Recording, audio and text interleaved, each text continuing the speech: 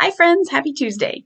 Welcome to week 2 in our Bible Together reading plan here at First Christian Church in Jeff City. Before I get started, I just wanted to give a quick thanks to Reverend Will Ryan up at Fulton First Christian Church for sharing his Bible reading plan with us so that I didn't have to reinvent the wheel.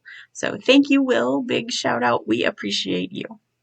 All right. So this week, as I have been sitting with the readings, the theme I noticed right away that kept rising to the surface for me is hospitality and how easy it is to miss what God is doing when we judge by appearances. In Genesis, Abraham sees 3 strangers coming towards his camp. He doesn't know who they are or what they bring, but he runs out to meet them. He offers them water and rest and a meal. Only later does it become clear that these ordinary-looking visitors are carriers of God's promise.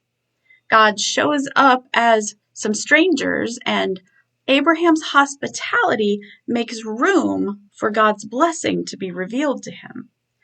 When they travel down the road a little ways, they are not received so hospitably, and something other than blessing is revealed to those folks.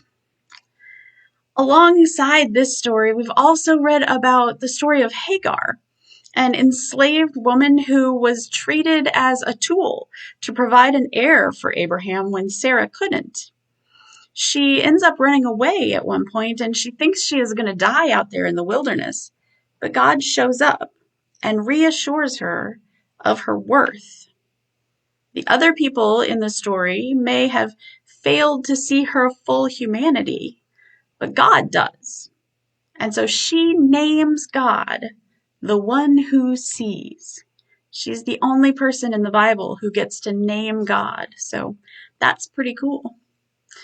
Hospitality then isn't just about welcoming guests. It's also about learning to see, to truly see people that we are tempted to overlook. When we turn to Mark's gospel, we see people doing the same kind of thing to Jesus in his hometown. Instead of the welcome and excitement and miracles he's been able to bring to people around the surrounding area, when he goes back home, he's met with judgment. People are saying, "Isn't this the carpenter? Isn't this Mary's kid? What could be special about this guy?" Because they think they already know who Jesus is. Because they judge him by appearance, they miss out on what God is doing right in front of them. So hospitality in these texts isn't just politeness. It is a spiritual practice. It's the willingness to make space before we decide, to stay open long enough for God to surprise us.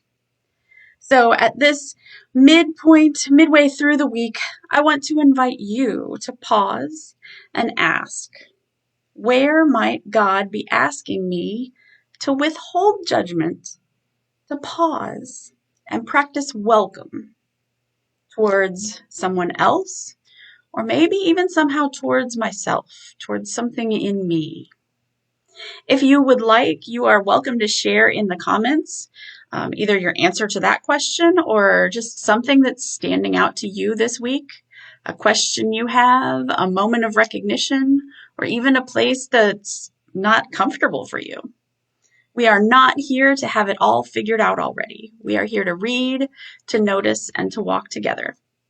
And so, grace and peace to you as you keep reading. See you next week.